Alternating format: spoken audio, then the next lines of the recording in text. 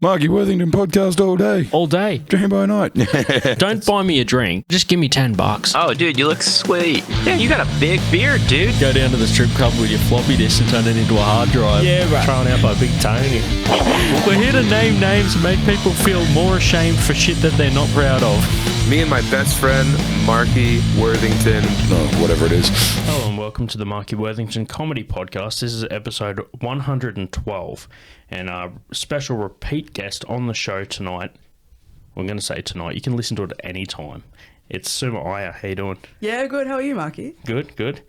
I like to say at the start tonight, although we're filming this during the day, because I'm so used to emceeing comedy. Yeah. And I want to try and give that night comedy vibe. I like the late night talk show feel. Yeah, no, you're right with this one. Yeah, I definitely have a AM radio vibe.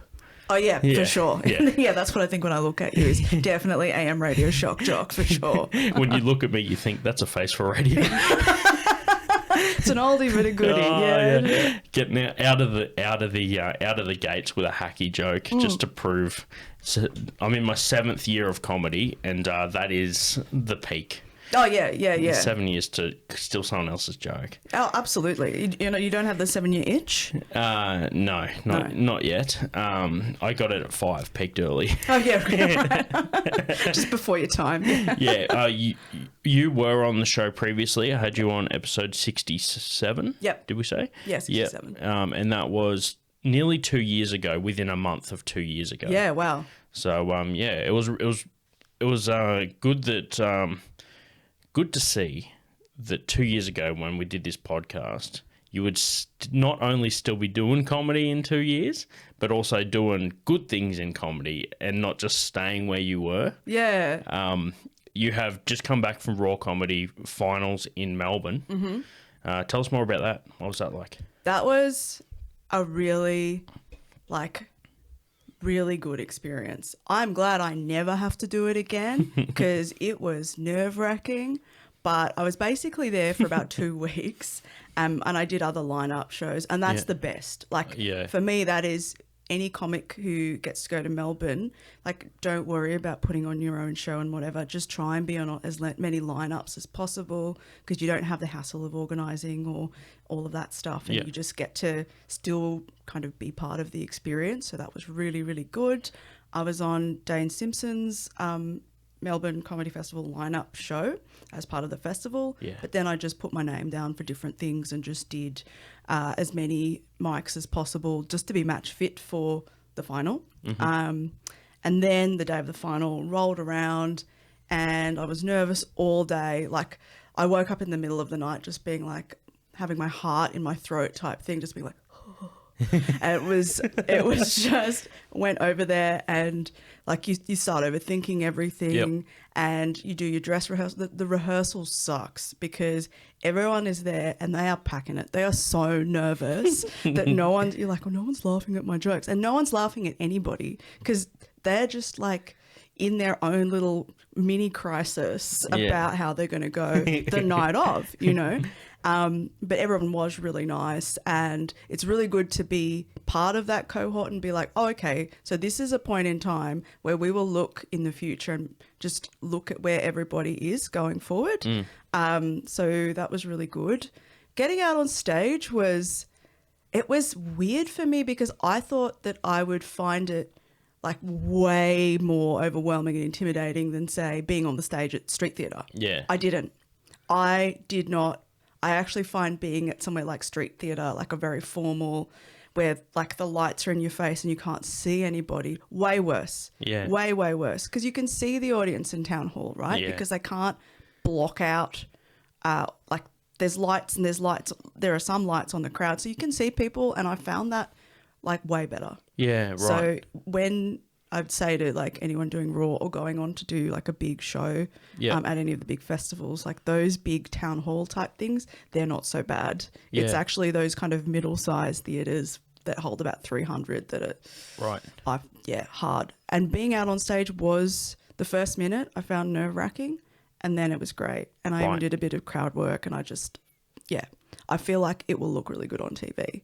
Excellent. Yeah. Good stuff. That's great to hear. Yeah. It's also good to see people that I know in lineups like that. Yeah. It's like I keep using this reference, but there's a scene in Goodfellas where there's like three dudes. Have you seen the movie? Yeah, I've seen Goodfellas. Yeah, so there's you got Pesci, Liotta, and fucking De Niro, and Liotta and De Niro, they can't get made because they've got Italian blood, but Pesci can.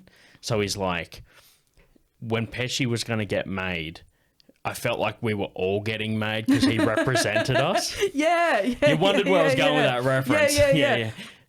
That's actually a good tie together. Yeah, for sure. So it's just like, I feel like when you're representing Canberra on the stage for Raw, it's like we're all getting to see like a part of us be there. Yeah. Unlike Goodfellas though, they won't just fucking assassinate you on the way in and pretend that it wasn't actually going to happen. Pesci gets fucking whacked at the end of that shit. No, that happened on the way out. Oh, right, yeah. Yeah, you're just like, well, that's going to be me. If I ever make it anywhere, even to anywhere past the initial tryouts for Raw, they're just going to tell me a fake theatre to go to. I'm going to rock up there and they're going to be... the last thing I'm going to say is, what the fuck? And then they're just going to fucking... two beans to the cabbage. Yep, that's right. Yeah. How good is that saying? Two beans to the cabbage. Two beans to a cabbage is an amazing saying. Bill Burr that's a Bill Burr thing. Bill Burr reference, yeah. He said that they were driving through I don't know, somewhere on a way to a gig, him with this other guy, and they see this dude that his mate that was in the car with hated on the sidewalk, and he's like walking, and he goes, "Oh, fuck, is that the guy?" And he's just like, "You need to pull over." It's like, "Well, wait, no, it's not the dude. There's this guy that looks like that dude. Never ever fucking see him. I got to tell you, kid, two beans to the cabbage." Yeah, no shit. This is like young Billy Burr. I am going to start using that. Two beans to the cabbage. It'll also make me sound hard. I like it. Yeah. Make you sound like you grew up in fucking Boston. Yeah, that's right. I'm ready to like... culturally appropriate Irish people in America. I'm ready to do that. Two beans to the cabbage. It's mine now. I probably fucked up that reference, but it definitely was a Bill Burr story. Yep. And two beans to the cabbage. All the main bits were there. It's like most of my premises. I'll fucking set it up and you can paint between the dots or draw the lines between the dots. There you go. I even fucked up the reference to fucking up the reference. Oh, no, that was colourful. I like it. You did a mishmash. It was postmodern or something. I don't know. Let's go with that. Oh, fuck. So you go down to Melbourne, you do like the other lineup shows and stuff like that. Yeah. What was the green room before Raw like? Was that just people pacing, fucking nervous? Yep, so nervous. So we actually got kicked out of the actual green room right beforehand, and we were just behind, like backstage. There was a monitor. And like just sitting in a row against this white wall. It was really stark, actually. Like super, really liminal, really intense. Because you can watch the TV monitor and it's in real time. So you can still hear, because the stage is right there on the other side of that wall. So you're kind of hearing it twice. You know it's there. And it's there. It's intense. It's so intense, and I'm so glad I never have to do anything like that ever again. That bit sucked. Right. Yeah. It's kind of like the wall being there is kind of like when you pull up at the beach. There's all the like mangroves and shit there, but you can hear the ocean. Yeah. Like you're near the ocean, even if you were blindfolded. Yeah, although you can't see it. Except it's not. Well, except the ocean's full of crocodiles, right? So like you're like, oh fuck. Yeah. Oh, that's good. Liminal. I love that word. Yeah, it's so useful. It's I'm just picturing like a fucking what's that? There was a Apple TV series where it's just like super liminal or white spaces. But yeah, I forgot the fucking name of it. Severance. Okay, I haven't watched it. Oh, it's just like bleak office areas, just white fucking like super like pristine working environment. Yeah. It's kind of like if IKEA didn't have earthy tones. IKEA, I feel like, is probably the ultimate liminal space, right? In so many ways. Like, it has all of those really, like, stark white tones. But, you know, even when you go there often with your partner, and it's, you know, kind of you're often in between places, like you're about to move into a new place or enter a new part of your relationship. yeah. Like, it is. IKEA is the ultimate liminal space. Fuck. Or you're like about to move out of home and your parents are there with you in that liminal time between being at your parents' house and moving into a new place, and you're buying new stuff. Like, it is the site of all of these liminal Your dad's things. got the shits because he's only got an hour to get the Bunnings trailer to go back. Yeah, that's Otherwise right. he has That's to right. pay over. Yeah, And you're trying to decide, do you want a red or a blue couch? And your brother's like, we want hot dogs. Let's get hot dogs. Is it Yeah. hot dogs? Yeah, it's hot dogs. Hot dogs yeah. at IKEA and Costco. They're so And close Costco, to yeah. each other in Canberra too. It's such a choice. Have you sampled both at the Same day. Same day? One after the other. What was your verdict? I have to go with Costco hot dog. Yep. But if you don't have a Costco membership, I wouldn't say buy a $60 membership to have the hot dog. A hot dog's like $2 or? Yeah. I think it's the same price point at both spots. But I reckon that the thing that fucks me with the IKEA hot dog, just trying to keep this topical. Yeah. No, I'm just joking. I'm trying to it's just funny that we can go on a tangent about it. That's the best thing about a comedy podcast. Yeah. Because most comedy is like related to the surroundings. So there's no real thing that's off topic. No. But the thing that shits me with the fucking IKEA hot dog is the bun is always at least half the length of the fucking hot dog. I can understand if you go somewhere and you get a little overhang, you know, whatever. Yeah.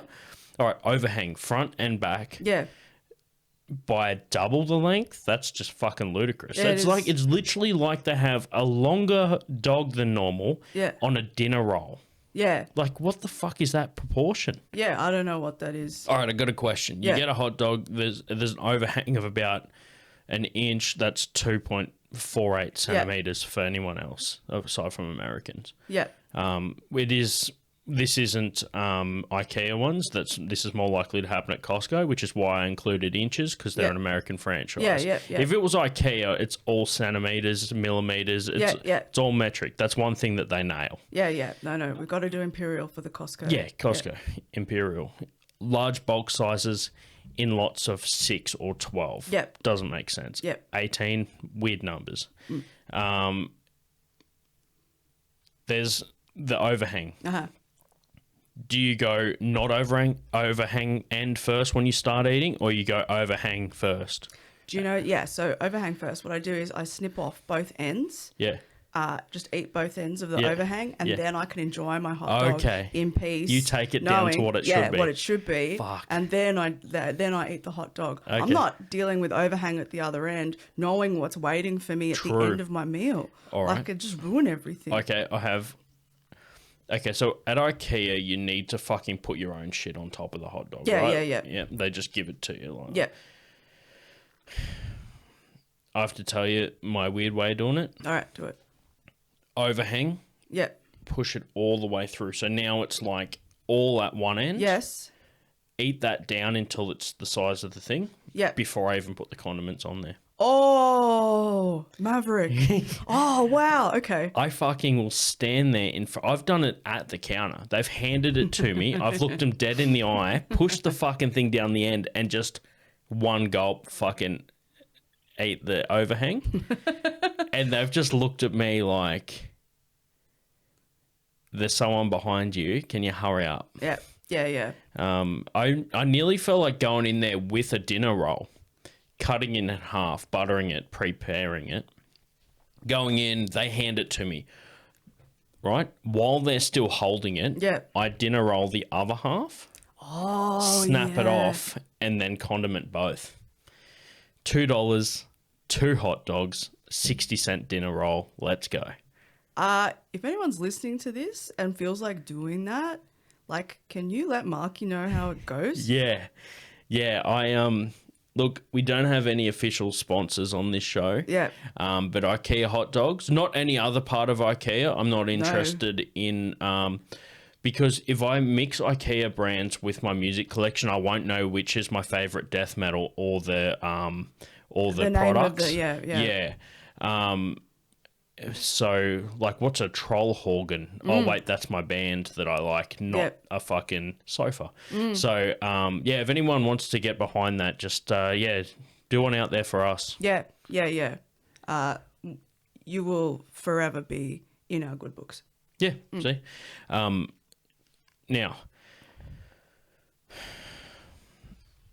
do you have a Costco membership? I don't, but when I first came to Canberra, I got one. Because I wanted to feel part of the community. Yes. Yeah. Yeah. And do you not have a dad joke that I regularly do when I go to Costco? What is it? To get fuel. I go there for fuel. But, good. Yeah. So, but the thing is, what I'll do is I'll make a list of all the stuff I want to get from Costco. Yep. Wait until I need a tank of fuel, get me fuel, go over to Costco because they're right next to each other, get the things that I need, and do it all in one trip. Yeah. I don't even put my Costco membership back in my wallet. I just put in my pocket raw dog, no wallet. Whoa. Raw hot dog from IKEA.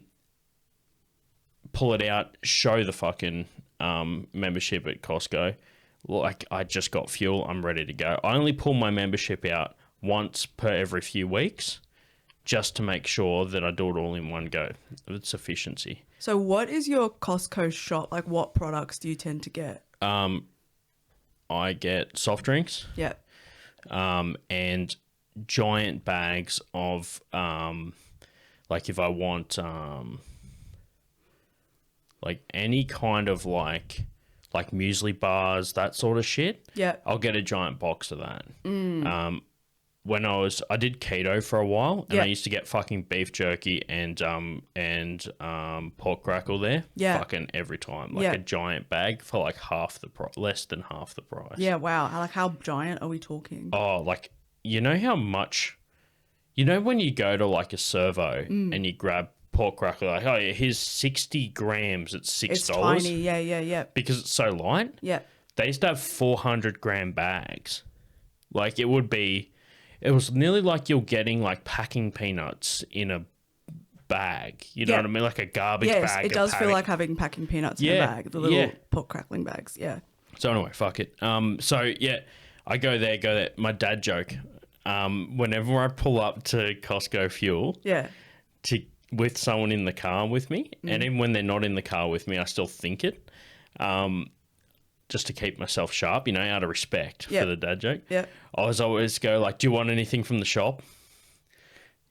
Just because it's all self-service. So every time we pull up and I'm just having a go at how like little involvement they have. There's literally one employee and their job is to put a witch's hat in front of the pump when it shits the bed. Do you want anything from the shop? Yeah, fuck, I'll have a cornetto. And I just want to walk up to the person and be like, hey, where do I pay for the fuel? Like, I know that would have definitely happened at some point. Yep. Yeah. When they first started, there would have been people that rocked up with, like, where do I pay? Yep. You always see that, like, I ride a motorbike every now and again, and it's so cheap to fill up, I don't go to Costco to fill up my bike. Yeah. Like, I don't mind going to a petrol... Whoa. Fucking hell. Whoa. Hey, I just nearly knocked over water on the fucking recorder, but I didn't. It was pretty dramatic, though. Did you see how far up that shot? Yeah. And the surface of the water was like... Well, anything could have happened, man. How good is that when your voice went down and then up? You're like, yeah. Like, just then, did you notice that? No, I didn't. The audio listeners will notice that. Did you ever, like, I've got a bit about this, when you go to prove a point, but your voice will break, and now it's like, no, people only focusing on that. On that, yeah. Yeah. Like, oh, yeah, she's nervous. I can, like, kind of like that, the guy on The Simpsons that takes, like, the food orders with the squeaky voice. Oh, yeah. I think he's officially called the squeaky voice teen, like, when I looked it up. Yeah, but he's got that like breaking voice. So it's just like you can never be like a staunch, fucking intimidating individual if that's your natural voice. Oh, it's so terrible. Imagine trying to be staunch with that voice. What would you say? Well, think of like, okay, this is the bit that I kind of do. I don't want to intrude on it too much, but picture like someone's just backed into your car. Yeah.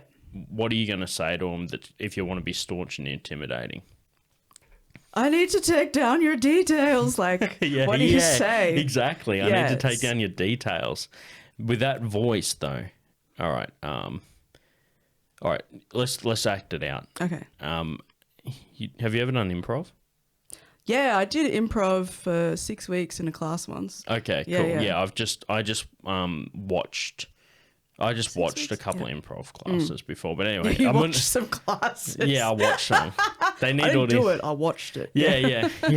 I improved as an audience member. Yeah. Actually, I think that counts because some improv shows are great, but if you've ever been to one that's awful, they're so awful. Right? You're just like, oh. I would rather, and this is a big fucking, this is a big thing to say, but I would rather watch someone bomb doing comedy than bomb doing improv. Yes. And you know how cringy it is watching someone bomb doing comedy? Oh, yeah. Fuck. I remember I went to a gig once and, hang on, let's act out our car scene first. We'll get into all it. right. All right, so let's paint more of a picture. You've got like a small car. Yep, I do have a small car. Yep. I'm not trying to like narrow it down here. Yeah. You got like a small car, like, and I've got like a fucking 4-wheel-drive ute. Yep.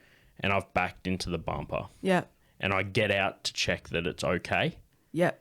And I just shrug and I'm starting to go get it back in my vehicle. And you've just come back from getting a coffee and you see the car has impacted. Yeah. And I'm about to drive off. What do you say?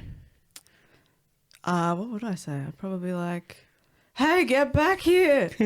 I need your details. Oh, no, I'm it'll be calling right. the authority. I don't know what you'd say. Well, I'll be right. No, it'll be okay. It should be right. They'll buff out. No, at that point, I don't know. If I had that voice, I think it would inform too much of who I was as a person. Like, I would just, like, if it was just my normal voice, I'd be like, I don't know what that means. I'm taking down your plates. Yes. And yeah, we're going to be in touch. But with that voice, I'd just be like, okay, and get into the car. I don't know. Oh, all right. Now let's switch it. Yeah. You're your voice. I'm Yeah. squeaky voice. Okay. All right. And I've got the big vehicle. Yeah. No, you've still got the little vehicle. I've still got the little vehicle, yeah. So it's funnier because I'm Yeah, like yeah, this big right. car with a But little you- voice. yeah. Obviously, that's why I have the big car. Yeah, 'cause yeah. My yeah, voice is so unique. shit. Yep. No, you'll be right. I don't think I will be. Hey. No, it'll be okay. No, I'm taking your plates down. What's your number? I have a girlfriend. No, you don't. You do not. It's like when comedians you get to open mics and like sometimes when a bunch of comics do jokes about Tinder, it's like, oh, I matched with this girl on Tinder, and you're like, you did not. You're in a long-term relationship. Yeah, or like, who matched with you, Yeah, bro? yeah. Like, tell me who matched with you on your like. Well, they may have appeared as like a girl you matched with, but they were just a bot that like was trying to sign you up for some fucking account. I actually imagine some bot conversations would be fascinating. I'm such an idiot. When I was on Tinder, I used to I didn't like fall for any scams, but like when they started getting good, like, because the original ones used to just be like, hey, click on this link, like, and it would just like, it was obvious. But like after a while, like when I was single for a while. I went on Tinder around 2015, 16 when it was fire. Yeah. Or actual fire. Yeah. Then after that, I was in a relationship for like 3 years. Yeah. And then I went back in like 18, 19 or whatever. Yeah. And it was just all bots and shit. Yeah. But they'd gotten smarter, like the programmers. So I would be like, it'd be like, hey, what are you up to? And I'd be like, well, shit, you're stepping into it a little quick. How about we start with like how are you? Yeah. And then they're just like, oh, I'm sorry. I just wanted to like hang out. I'm sorry. What? And I'll be like, oh, fuck, it's actually just someone that's super forward. Yeah. And it makes you second guess it. Yeah, And after about 3 or 4 messages, it'd be like, hey, you should check out my website. And I'd be like, oh, fuck, I just wasted like so much time trying to fucking think of witty responses. Which is why, And so if you don't know it's a bot, you don't get to like throw curveballs and just be like, do you wonder where birds go at night? Like, you know. Is that that's what I would do. I would I would just ask the fine. big questions. Oh, that is the next level. Yeah. You're so good that you convince the fucking scammer to actually date you. Yeah. I was just here to really rip you off. But I actually think you're a really cool person. Yeah. They come clean with you. Yeah, like, I actually have a Dandy membership, so if you were like interested. Oh, even better. You finally win them over and you're like, yeah, sure, just put money in my PayPal and we'll fucking sort it out, and you scam them. Oh, that would be great. Yeah. I need to do that. The hunter becomes the hunted. Oh, yes. Yeah. Thank you. This is going to be my like next catfishing. Not next. I have never done it. That makes me sound really bad. It's going to be my catfishing scheme where I catfish the bots. Yeah. Yeah. That sounds like a weird sex thing, a reverse catfish. Reverse catfish. What would that be? Because catfishes have really big mouths, don't they? Like really wide. Yes. Yeah, the reverse. Yeah. I'm like, the sound effect really sold it. that is what I imagine a catfish sounds like. And they've got the little like, they look like moustaches, like the little Fu Manchu little things. Yeah, the one that'd be able to teach you a thing or two about how to do fucking karate. Karate, yeah. What was that movie about the kid that did all the karate?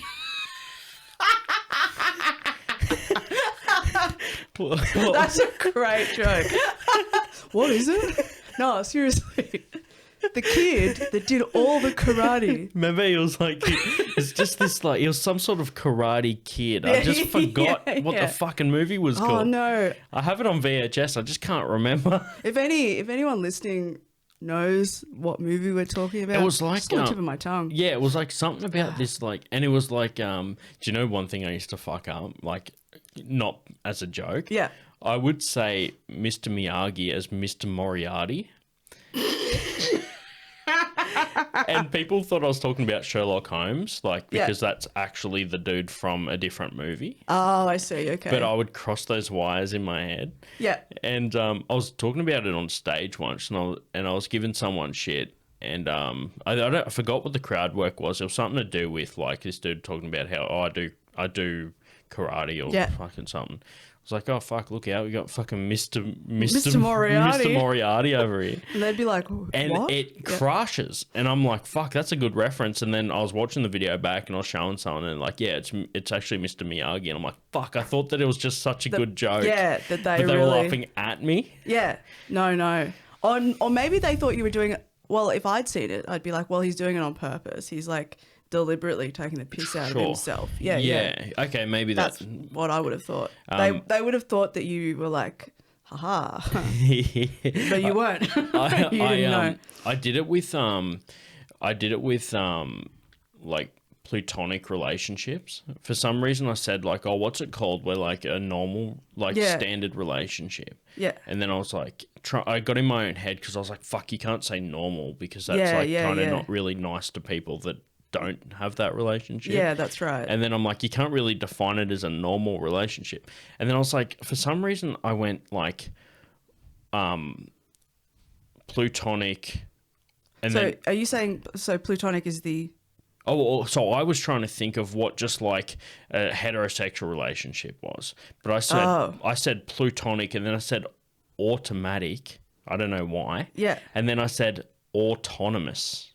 An autonomous relationship. And then I just go, oh yeah, that's it. It's autonomous. And for some reason, I just thought that was the word. The word for a heterosexual relationship. For a platonic relationship. A platonic relationship. Yeah. For some reason, I switched it in my mind. So you're saying plutonic. Yeah. It's platonic. See, there you go. So, because that's why when I said it, I was like, that doesn't sound right. Yeah. And I'm like, wait, no, it's autonomous. Oh, it's an autonomous relationship. And then on the spot, I go, like a relationship that just drives itself. And then that got the laugh, and I was able to move on and just kind of sweep it under the rug. But it was later, I was just like, fuck, I think I had like a 30-second stroke. And then I like just came back. And the best thing was my camera was filming at the back, and one of my buddies was next to the camera. Yeah. And while I was trying to work it out, I just hear him go, "Oh, God." That is awesome. The camera's like right next to him, and I'm just blundering through it, and I just hear, "Oh, God." That must be great to like have that footage of like you're on stage and you're having that experience. Yeah.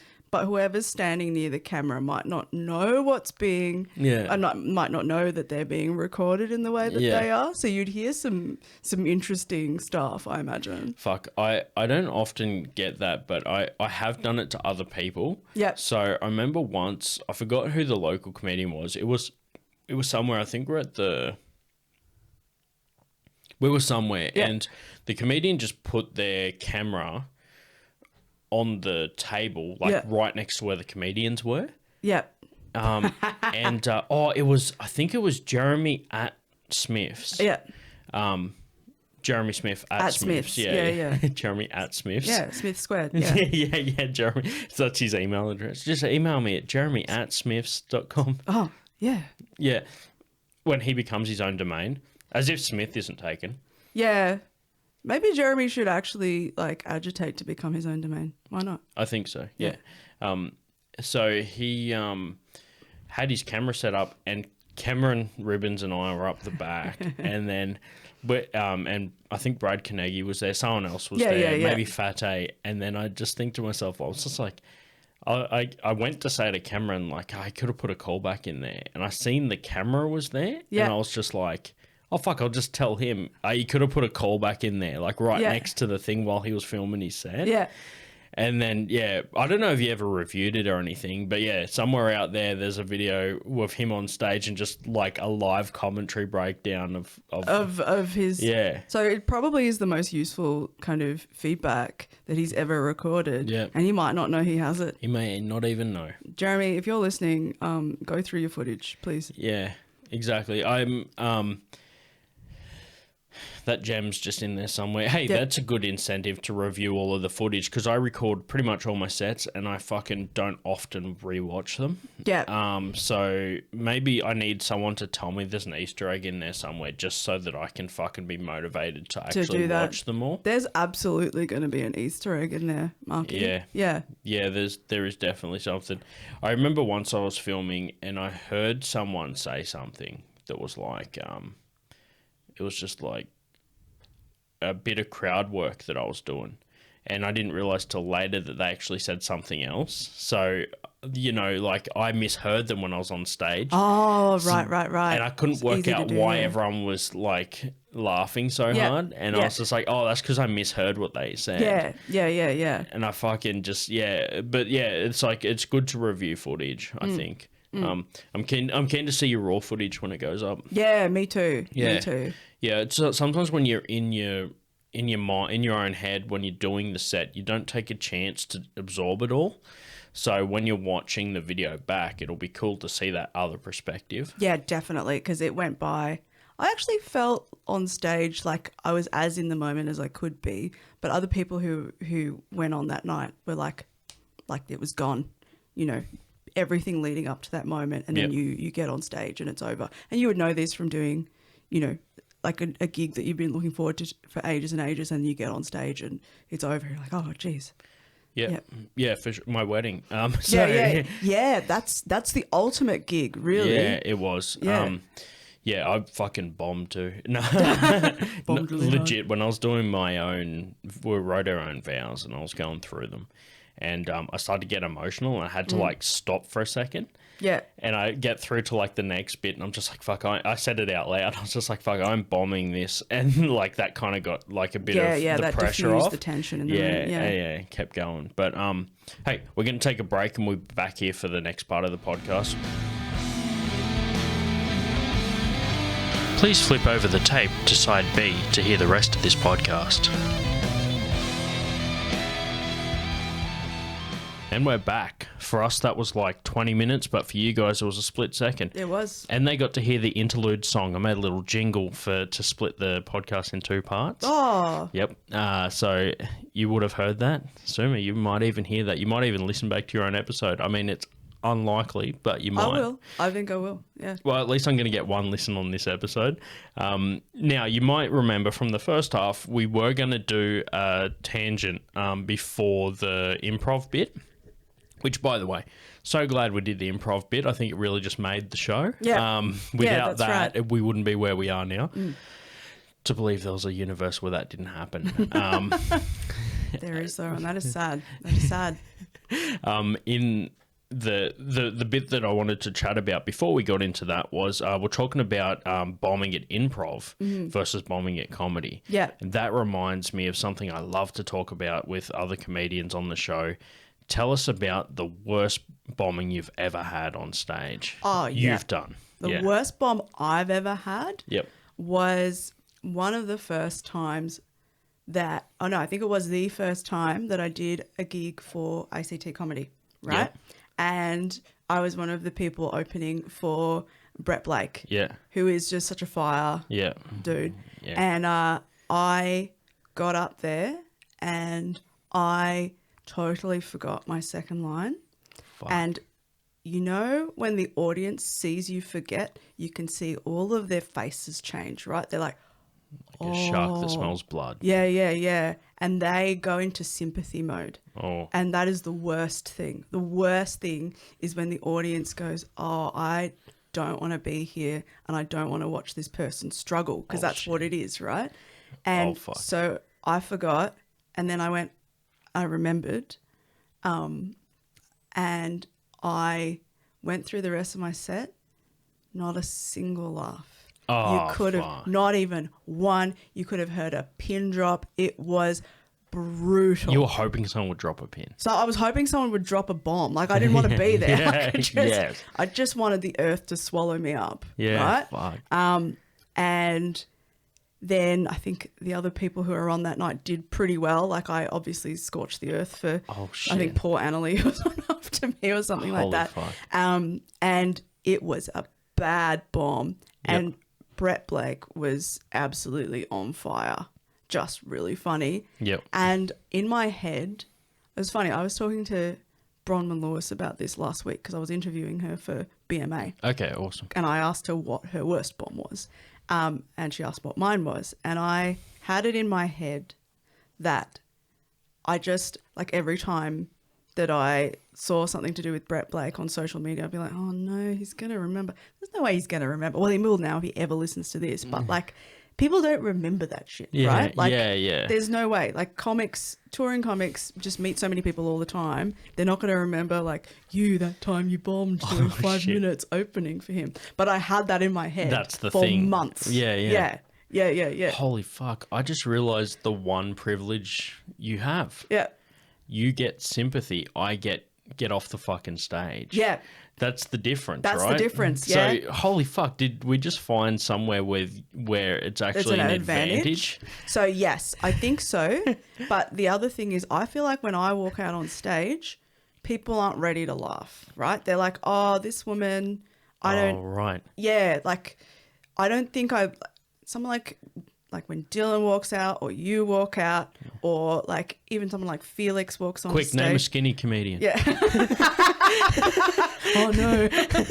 I can't think of a single one. Okay, now someone that's not white. Quick. Yeah. Oh, actually, yeah, great one. Fate. When Fate walks out on stage, everyone's like, oh, what's this guy going to do? Yeah.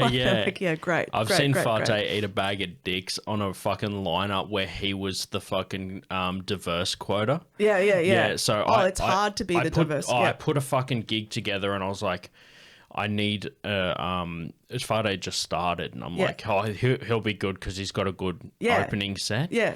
And he fucking, like, because I don't do quotas. I just go who's good. Yeah. But I don't do quotas, but I do like a diverse lineup as far as style of comedy. Yeah, that's right. Yeah. So it might be just like I'll choose someone that's like does like one-liners, someone that does like stories, someone that does, and if they happen to be different people, that's an advantage. But I look for more diversity in the style of comedy and not the type of person doing the comedy. Yeah. That's how I usually do it, because I want people to see a different type of comedian every person, right? Like I don't want to run a lineup where it's just like, and it just so happens that a lot of the time like a female comedian will add a different perspective, which means they will have a different style of comedy. Yeah. So that's how I run my lineups when I put stuff together. But yeah, Fateh went out there and I was wording him up to the headline. I'm like, this dude's good.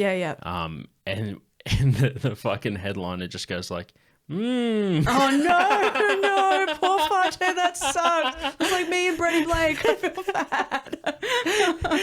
But the thing is, Fateh had that charm of making everyone laugh in the green room. So it's just like, you could tell he's still a funny guy.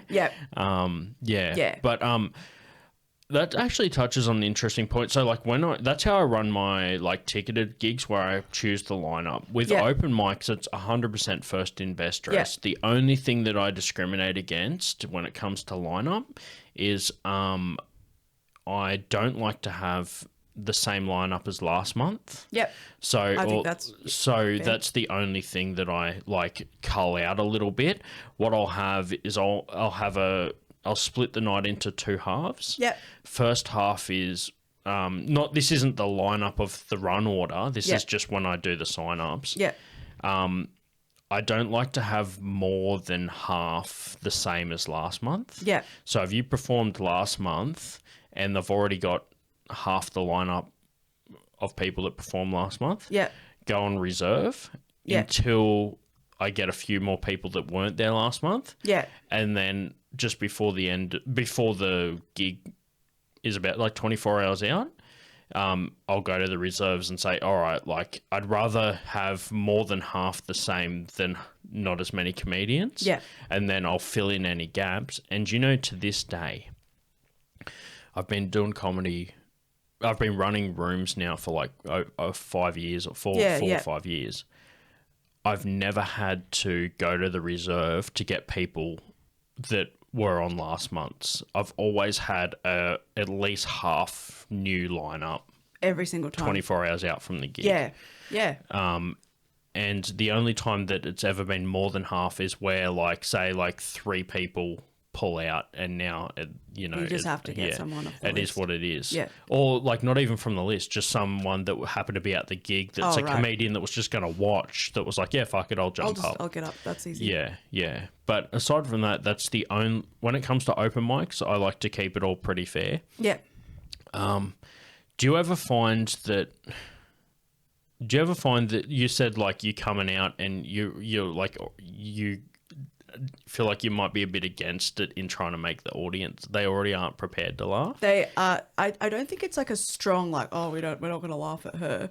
But I think a lot of women do experience this where like people are afraid, like in day-to-day interactions. I think there's a sense of like, I can't laugh at her. I don't want her to feel bad in like normal interactions. Like I feel like that's how people speak to me. Like they don't expect me to be funny necessarily. And sometimes in just normal conversation, the first time I make someone laugh, they're surprised by it. So they're like, oh, okay. And then that diffuses the tension. And then from that point on, so it's sort of like that on stage where I try and get a laugh in very early because I want the audience to feel like whatever association they have, just to put it away. Yeah, actually, that's a good point. So do you feel like when it comes to self-deprecation stuff, people are trying to do the whole like, no, you'll be okay, don't worry about that. No, that happens to everybody. More supportive. Whereas if I do self-deprecation, like, ha, you fat fuck. You are wearing shit track pants. Like, Wait, what? What? How dare you? No one's ever said that. My mum bought me these. Bought them? She bought them for herself. I took them. You took them. Wearing my mum's trackies. So I have a like an Adidas. I'll get back to what you asked me, but I have this Adidas shell tracksuit. And it looks exactly like this parachute material shell Oh, tracksuit shit. that my a teacher from school used to wear. Yeah. And I just feel like it's a tribute to her. It's so nice. What was she teaching? She was teaching drama. Drama, Yeah. fuck yeah, Yeah, like yeah, a yeah, true yeah. tribute. Yeah, like a true tribute. Fuck right? yeah, because whenever I put on a tracksuit, people are like, "Oh, you're Daniel Mulgerton wannabe cunt." Yeah. So Yeah. I have worn. You know how he wears the red two-stripe Yeah, one? I have a blue one, and whenever I've worn it around him, people have said to me don't take his shtick or whatever. Mm. But if I wear it around him, he's like, "Fuck yeah, nice tracksuit." He doesn't care. He doesn't care. I fucking bought a vintage tracksuit and got a photo when Lucy and I first started dating. We got photos with it, and I fucking said that we were inspired by Daniel Mulgerton so much that we got our own tracksuits. Yeah. And I think the funniest thing is, after all that, Adidas still hasn't recognized any sort of association with Daniel Mulgerton. I really feel like there should be a they should petition fucking about this. Fucking. Not even a tribute to him, but just at least give him fucking free shipping or some shit. Yeah, that's right. You know what I mean? Yeah. I want a promo code. Actually, I want to go to the Adidas fucking website and put in fucking code Mulgerton. Mulgerton 15 and get fucking a percentage off. That would be good. Put in Mulgerton 15, get 50% off. You know, sort of deal like that. Yeah. A hidden percentage. Yeah, agreed. Agreed. How often when you have a code like that, do you go, I'll just try Mulgerton 20 and see if it works? Yeah. You do yeah, that, right? Yeah. You type in, I always, if they're put in promo code Marky10 Yeah. to get 10% off, I'll be like, yeah, sure. Marky 20, okay. Marky 15. Do you know what I do? What? There's some particular words that I'll try. Yeah. So welcome. Welcome. They'll always have welcome. Yep, welcome. So, yep. Easter, if it's Easter long weekend or whatever. Yep. Easter 10. Chuck Black that Friday. in there. Yeah, Black Friday. You got it. That's good for 30. Yeah. Black Friday 30. It's 30. Yeah, do I'll that. try that in the middle of October. I don't give a fuck. Okay. I'll always just give it a shot. Yep. You never know. They may not have been onto taking those codes off. Just do that. Yeah. I'll get so desperate. I'll put in welcome 5. I don't give a fuck. Especially if it's a kind of place where they don't really do discounts. Yeah. And you're just like, I might as well try. Yeah. Fucking. Yeah, you go in there and you're like, Ralph Lauren, welcome 10. Welcome 10. Yeah, because you and I shop at Ralph Lauren. So Shout out Jeffrey Charles. Yeah, Shout out to my people wearing their fucking Ralph Lauren. Yeah, Jeff, that's free advice from us to you. He'd be like, I don't use discount codes. He's burning that teacher money. Yeah. Woo. Sweet teacher money. So we're chatting about sometimes you feel like you're against it. I definitely feel like initially, but not for long. yeah, no, but you're right though. I feel like I do get away with more when it comes to self. Do you know I noticed this with my game show thing that I run. Yeah. When it's the ladies on the loose, I can't really roast them too hard because I feel sorry for some of the contestants because I'm like, oh, you girls have just had a bad day. A lot of them are like DUIs, that sort of shit. Yeah. But when I switch it to Florida Man, I fucking am having fun with that. You just because the audience doesn't mind me fucking roasting a Florida dude that punched an alligator. Yep. But there's sometimes mixed feelings when I'm like, oh, look at this chick, she DUI'd her car. Yep. And then, it's a different thing. Like the chick that DUI'd her car, that was just a bad day. Yes. Whereas the dude that punched an alligator, that's a lifetime of unfortunate events leading up to that one moment. And you're like, yep, I'm ready for this. Yeah. I'm going to roast this dude. Yeah. So it's true though. I actually felt that when I was roasting Laura for the roast battle. I was just like, fuck, I don't know what I can and can't say. Are. Yeah. And also, I don't want to do ones that are like punching down too much. Yeah. And I also don't want to do. See, this whole thing about punching down. There is some things where you can make it funny. Yeah. It's when you do it and it's not funny. If you're just straight up doing the whole bad, pointing out bad shit and not fucking making a joke out of it. Yeah. That's not funny. But I think it's okay to still, I wouldn't say, I don't, I wouldn't say it's okay to punch down, but I think that it's okay to do stuff that's, if you make it funny, no matter which direction you go. Oh, fuck, I nearly knocked over the water again. Do you know what's good, though? It's missing the bit I knocked out before, so it's harder to do the second time. Yeah. It's a bit like champagne can't get sprayed twice. You know what I mean? You already won the race. Just done it once. Yeah. I hope that's true. I really hope so. Yeah. But I think you're right. But I think that it becomes a bit like no limits, no holds barred, especially if you have a conversation with the person beforehand and just get a sense of who they are. Like there are lots of people where I wouldn't roast them for, like I think a good example that happened recently was I was on Dane's lineup in Melbourne, and there's a comedian, Dave Cunene. We get it. You went to fucking Melbourne. Oh God, you want a lineup? Yeah. Where was where Dane's were you? lineup? Where was it? Yeah, not at Wagga. It was where? It was where? Yeah, yeah. It was yeah. So Dave Cunene, who's a really good Wagga comedian, he was on the lineup, and he had a roast for Dane Simpson every night, and his roast was like, it's really great to be here with one of the biggest comedians in Australia. What are you now, Dane? 140 kilos? Like every night, right? And Dane would be standing at the back laughing. Yeah. And the audience loved it. But there was clearly just this sense where, all permission had been acquired fucking ages ago. Sure. So it didn't matter. And I had to think about it the first time it happened. And I was like, there aren't that many people that you would do that with cold. Yeah. Right? Yeah. Who would you do that with cold? Yeah, true. Yeah. Meanwhile, fucking Dave's in a ditch with fucking blunt force trauma to the head. Yep. Fucking after the show. Yeah. Yeah. How dare you? Yeah. Why is there blood on your ditch, Dane? Did you say Dane or Dave? No, Dane hit him with Dane the hit ditch. him with the ditch. There we go. Oh, yeah. No reason. Yeah. No, I think that it's better to roast people with with a connection, because in the green room before the roast battle, Jez is on stage, he's chatting, he's warming everyone up, he's emceeing it. Yeah. And me, Laura, and Zane are just out the back fucking hanging out, talking shit. And then we get on stage, and it's not a hated thing. We're just there. A good roast battle, the response should not be like, you're offended. The response should be like, that's a fucking good one. Yeah. You should be able to go away from a roast battle and use the jokes that were used against you as your own self-deprecation bits for when you go on stage. Yeah.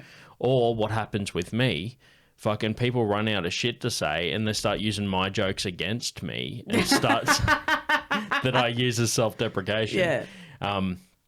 That happened with Kai, and I was just like, oh, good to see you watch my comedy set. Oh, you're paying attention. Yeah. That's good. Yeah. Kai did really good last time because he wasn't at the roast battle competing, but I got him to come up at the end and give the belt to Laura. Yeah.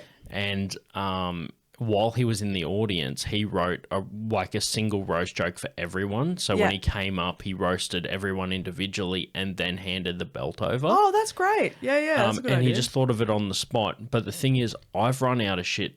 I wrote one new roast joke for Kai only yesterday. Yeah. But aside from that, I've got nothing. Yeah. So what I'm doing this year is it's going to be Kai, Laura, and Hamish McLean. Yeah. The 3 roast battle winners from the last however many years. Yeah. All competing, and I'm just going to MC the comedy part. Yeah. And I'm not competing in the roast part because I want to see who's the ultimate fucking roast champion. Yeah. But I think the roasts are great. I love doing it. It helps build that muscle of observation. Yeah. It's basically crowd work, but with another comedian. Yeah. And they get to talk back, and they're on the same level as you. Yeah. Yeah. Yeah, I enjoy them. I watch a lot of roasts online as well, like other places. So yeah, I enjoy all that shit. Yeah, I think that it's becoming a good outlet, but the problem is I don't want any of those jokes to be taken out of context. Yeah. It's like you're saying, if you just had that one, if Dave didn't know Dane and just came up and did that, then you'd be like, dude, what the fuck? Oh, what's happened? What is that? Yeah. But also because I knew they knew each other, I laughed even harder. I was like, take that, Dane. Yeah. You know, yeah. Fuck yeah. Yeah. At the same time, like, if you are an audience member, you might not know that they know each other. And then you hear that. Most people would probably go like, oh, they must be mates. Yeah. Which then adds to the whole vibe of the show because you're like, oh, they're just all friends hanging out doing comedy. Yes. Yeah. That adds to it. You're right. Yeah. Yeah. Yeah. Yeah, I reckon that I find the hanging out with other comedians and shit back room is sometimes better than the stage time. Yeah, for sure. For sure. Like, I reckon that like, because I hung out with Dane when he was here last, and that was fucking awesome. Yeah. You know? Dane was one of the first comedians to do my podcast that, like, wasn't like a local one. He's the first, like, interstate comedian to do it. Yeah. And I think he's early on, and he met up with me on, like, a fucking Sunday after he did Civic Pub on Saturday night. Yeah. And he rocked up like after a night of comedy and fucking hanging out. Yeah. It was up late, and he's just like, yeah, fucking left my I left my digit Macca's last night.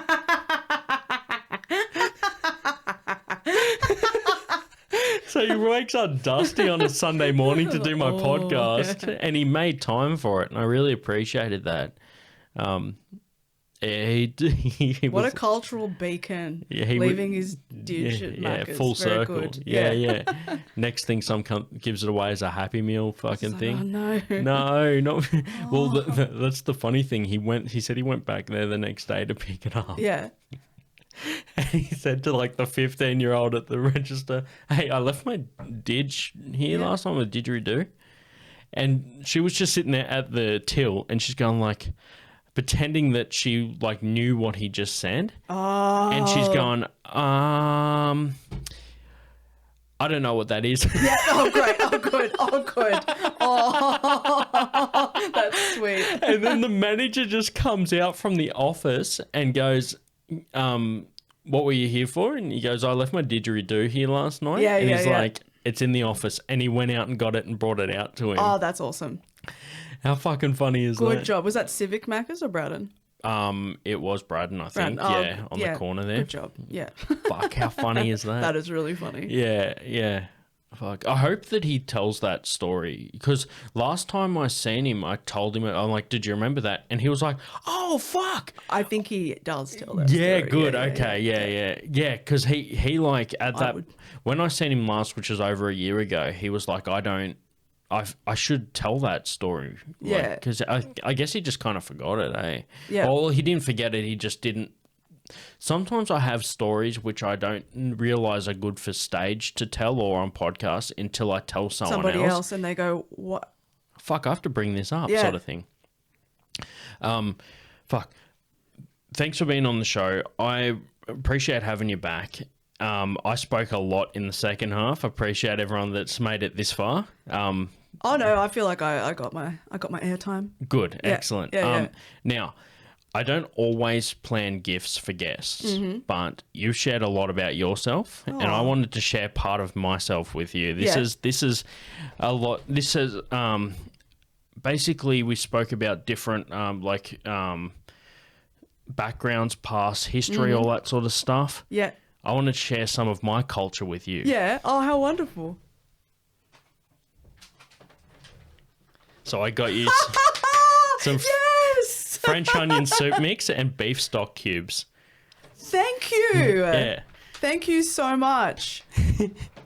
You know, I have never owned OXO. I've never. There you go. I got the good shit. You got the good shit. I was thinking, do I get the maxi? Do